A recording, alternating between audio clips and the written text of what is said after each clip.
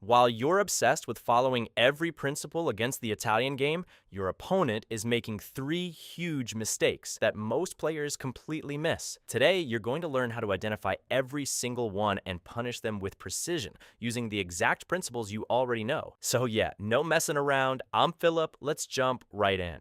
E4, E5, knight to F3, knight to C6, bishop to C4, knight to F6, we reach the two knights defense. And the first mistake appears right after white castles. Castling itself isn't the problem, but most players just don't know the continuation that keeps the position balanced from there.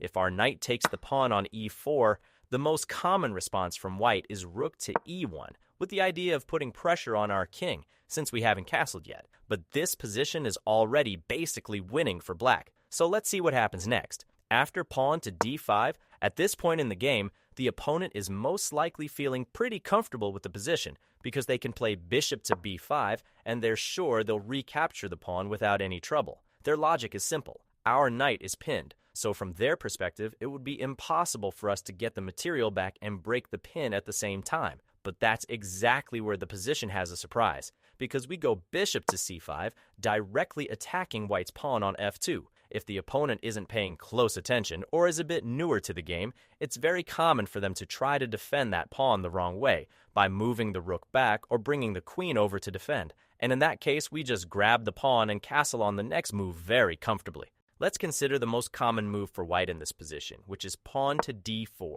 This move has a very clear idea. Since our knight is pinned, white sees that after the capture in the center, the knight takes back on D4, and they think they've won a pawn, with the idea of grabbing another one on C6 right after. But don't worry, because here we can simply castle and bring our king to safety, and the position already starts getting quite tricky for white, because the knight can't take on C6, otherwise the pawn on F2 is completely hanging, and we take it with check, because our bishop is already putting pressure on that square. So white is practically forced to play bishop takes on c6, and this is exactly where we have a move that most players simply don't know.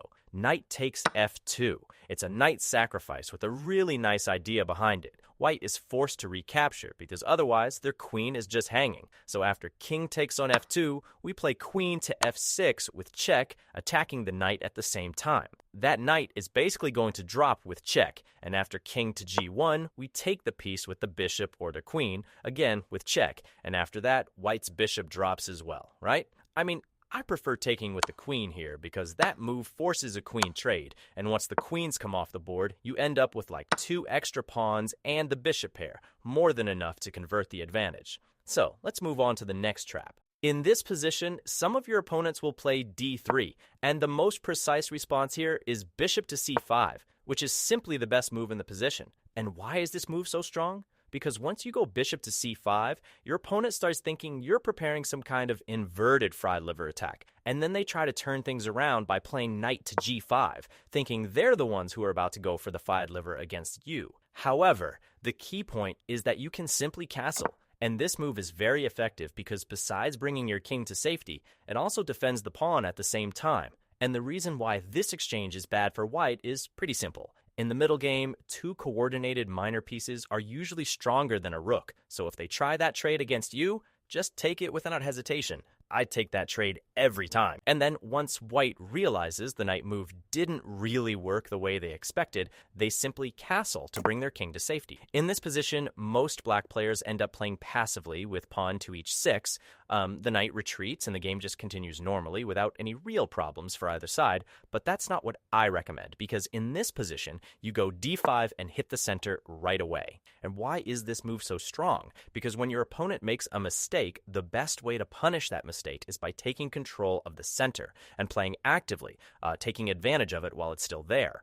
After all, this is the moment to play for a win. So after pawn to d5, white captures, and now, instead of simply recapturing, you throw in an in-between move here, bishop to g4, directly attacking white's queen. And what can your opponent do in this situation? They can't push pawn to f3 because the bishop on c5 is pinning the king. The best option for white here is to accept that the idea didn't work and move the knight back to f3. But most players don't do that and end up playing queen to e1, which is actually another mistake, because now instead of taking the pawn on d5, you have something much stronger here, knight to d4. This move already threatens a fork on c2, hitting the queen and the rook at the same time. And how does white defend against this? Well, they can play knight to a3, which is definitely bad, and they can also play bishop to b3. But the truth is, it doesn't matter how your opponent tries to defend because we have another idea here, which is bishop to e2, and with that, we win the exchange.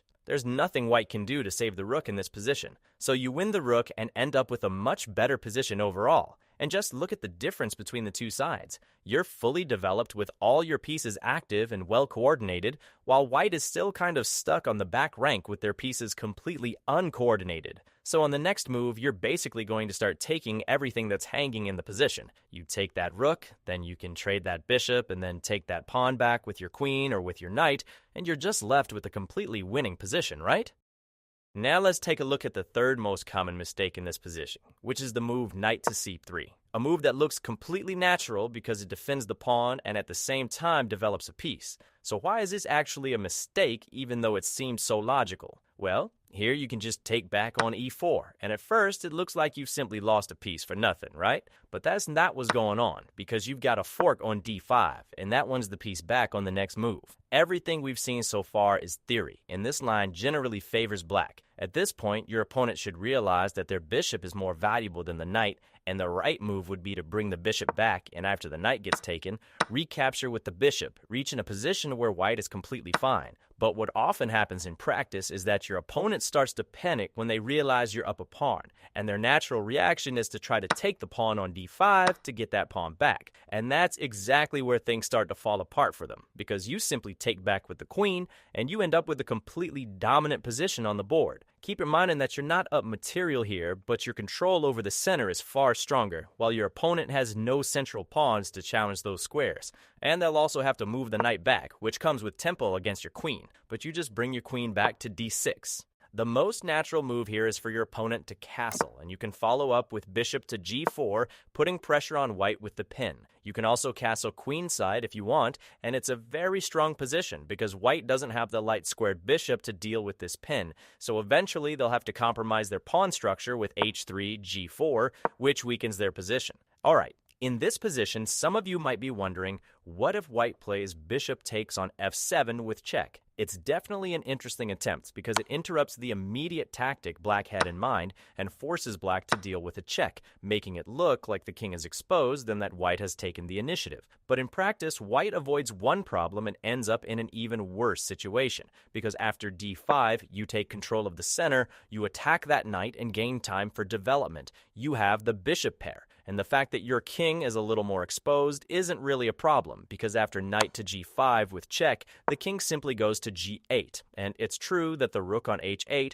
will take a little longer to get into the game, but the king is safe and white's attack simply ends. They really can't do anything else against your king from that point on. The knights are the ones really in trouble here because they're extremely vulnerable to attacks with no good squares to rely on. Now you're threatening e4, and if one knight moves, you'll just take the other one. So those knights are completely loose here, and the only real option your opponent has is pawn to d3, so the bishop can defend the knight. Then you can play pawn to h6, kicking that knight away. The knight has to go to the corner, and you can see that in almost every line, your opponent ends up with a knight stuck in the corner. After that, you can play bishop to g4, and you can see that your king is completely safe. And with your king completely out of danger, you can focus entirely on the attack. And now it's white who needs to find answers, because now they have to deal with this very annoying pin. You're threatening to push e4, and you just need to wait for the right moment. Here you can play queen to f6, rook to e8, and then open the position, building a very promising attack. White simply has nothing in this position.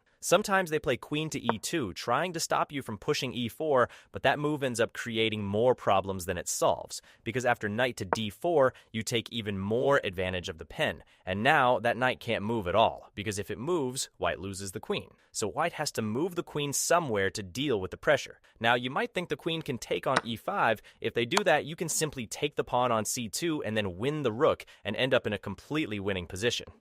But let me tell you something that happens very often in this position we looked at earlier in the video. Instead of castling, your opponent goes straight for knight to g5, starting the fried liver attack. What should you do now? How do you punish this and make your opponent regret playing like that against you? because I know you've already lost plenty of games to this cheap attack. So click the video that's popping up on your screen right now. In that video, I show you how to turn the fried liver attack into your opponent's worst nightmare. How to punish all that aggression without memorizing tons of theory. Just clear ideas that work in every game. Click now, because if you stop here, you already know how that story ends. If you enjoyed and learned something new, make sure to hit the like button, subscribe to the channel, and I'll see you in the next one.